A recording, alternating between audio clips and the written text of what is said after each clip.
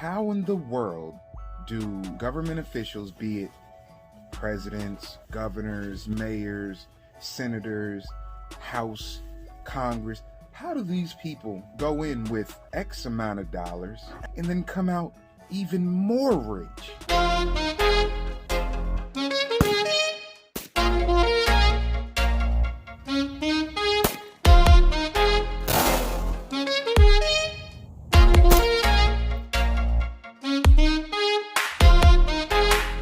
Reporting on some big stock trades from Speaker Nancy Pelosi. This is from Unusual Whale Stock on Twitter. Okay, so this is actually pretty significant. She just exercised 10 million in Microsoft shares that was back in mid-March. Then, lo and behold, Microsoft landed this blockbuster $22 billion contract with the military. This is related to their augmented reality headsets for their troops over the next decade. She also apparently just bought $1 million in Roblox stock. My son, who's 7, is absolutely obsessed with that game. You can see some other big moves here involving Amazon, Facebook, Tesla, and others. And look, I mean, this is an extremely bad look, at the very least, for the Speaker of the House. And at worst, it's outright corrupt and has the potential and the appearance of potentially using insider knowledge about where the U.S. government is headed.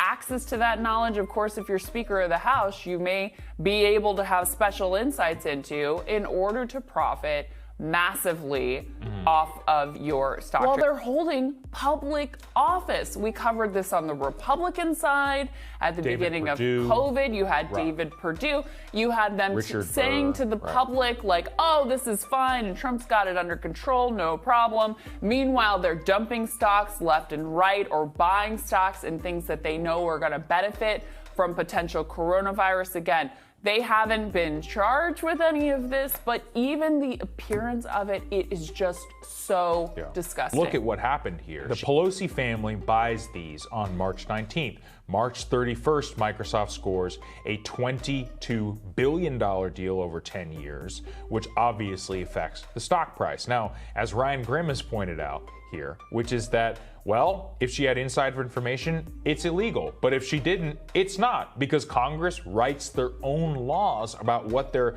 required to disclose or not. They only even recently made disclosure a thing. Nancy Pelosi is the 7th richest person in 2020 in Congress. She has a net worth of $114 million, $114.7 million.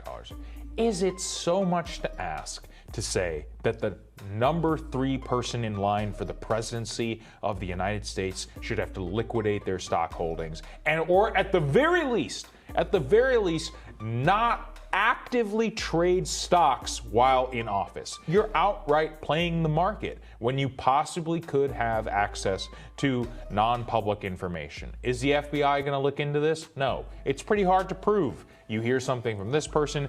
I mean, this person is involved in writing the NDAA. This person is involved in writing the laws and the grants, which would benefit all of this. So once again, maybe I'm nuts. I just think that this is completely undermines trust in the system. Who knows if it's illegal? We'll have absolutely no idea, but it's awful convenient, right? In order to see how much money these people, do you really need the money? No, you don't. You have $100 million and you're like 80 years old. Like, it's enough. Right, exactly. Look, the American people aren't stupid. They see the way that members of Congress come in already pretty well off and they leave office extraordinarily wealthy. And they want to know what's going on with that. Are they just geniuses who happen to be like stock trading savants, business savants, who are able, while they're in office, to just make all these genius trades?